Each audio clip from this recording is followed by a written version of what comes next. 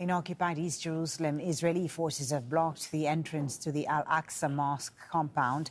Some worshippers prayed outside. Others who were trying to enter the compound were beaten by Israeli soldiers at the gate entrance. The Al-Aqsa compound is the third holiest site for Muslims. Since October the 7th, Israeli authorities have limited the number of people allowed in. Now, many Palestinians in occupied East Jerusalem fear Israeli restrictions will further ignite the conflict. Hamda Salhout reports. Preparations are underway for the Muslim holy month of Ramadan. In occupied East Jerusalem, Palestinians are making arrangements for their annual fast, but this year with even more hardship.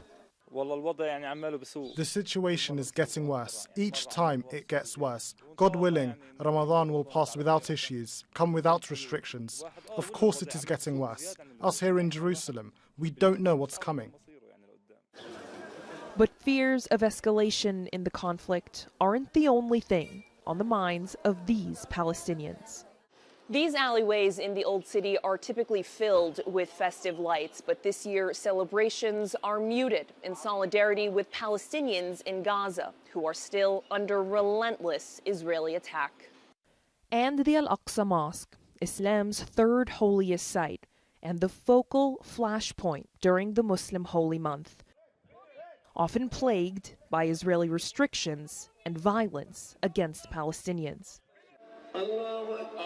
Muslims fear Israeli forces will prevent them from attending Friday prayers and nightly Taraweeh prayers, services that are only held during Ramadan, when hundreds of thousands of Muslims normally attend.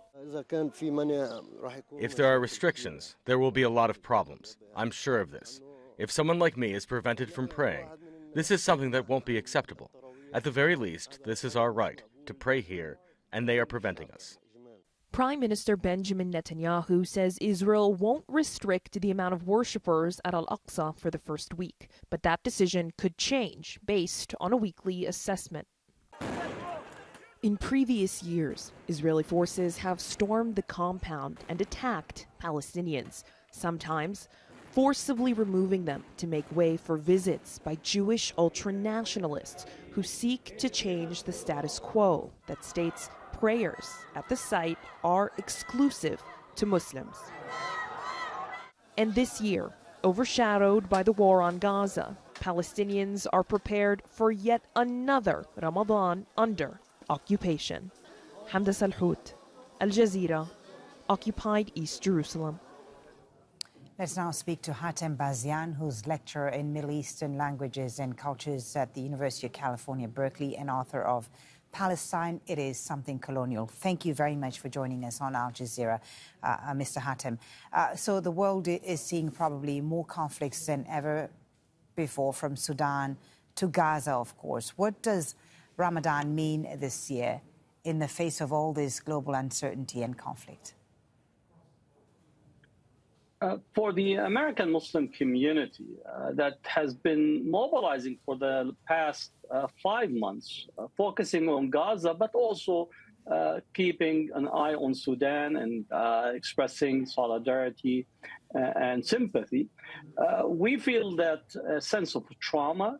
Most of the community is mobilizing for humanitarian relief, for medical projects, but also trying to put pressure on the Biden administration, on the American political leadership that continue to give Israel literally open hand without any red line or limits. So this is really a traumatic period, even though that people want to spend Ramadan to fast, to reflect, to recite the Quran and open the mosque for services.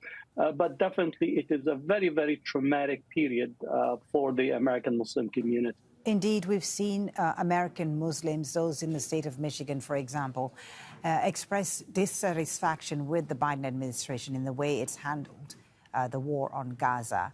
What is Ramadan going to be like? You know, in the past, we've seen the White House extend invitations to Muslims during the holy month of Ramadan. What is it going to be like this year? Well, I know for a fact from my communication and discussions with the broader Muslim leadership in the United States that we're asking that mosques should not welcome politicians who have not expressed a demand or a call for immediate ceasefire, and anyone that continued to support Israel unconditionally by using this euphemism of Israel having the right to defend itself. We're saying that such political figures are not welcome in the mosques. We're also, if the Biden administration or the State Department or any of the major institutions are going to hold these annual iftars, we're actually calling for people that not to attend and not to show up because we're not for breaking the fast at a table that simultaneously continue to send Israel bombs. So we're not interested in a public relations photo op iftars, whether at the White House or the State Department, we could do without. Right. What we're asking the United States to say immediate ceasefire and ending U.S. military aid to Israel immediately. Just looking at the situation in Gaza more closely, Mr. Hatem, Israel has stopped pretty much most humanitarian aid deliveries. There is starvation, famine in the north. And people today will have to make a choice between feeding their starving families or fasting. Just help us understand, for our international audience perhaps, what religion says about fasting in times of conflict or hardship. Well, Islamic law provides the dispensation, or what we say rukhsa, that in times of hardship, you could break your fast. But in here, people want to express their spiritual devotions. They want to fast.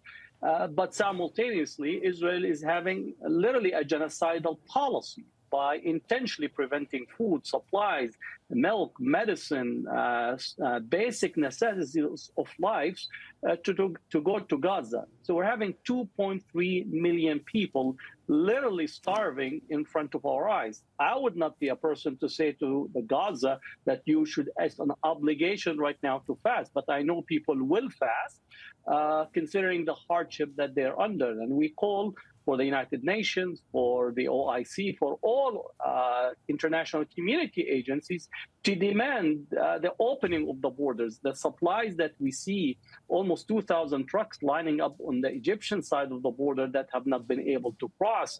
The various crossings from Israel where settlers are blocking the road for these supplies to come in. This is a preventable genocide if there's such a notion of preventable genocide. A hunger that is in front of us, and literally the international community is being impotent from coming to the aid of the Palestinians for no other reason than they are Palestinians. Thank you so much for talking to us. Hatem Bazian, lecturer in Middle Eastern languages and cultures at the University of California, Berkeley. We appreciate your time. Thank you very much. Thank you.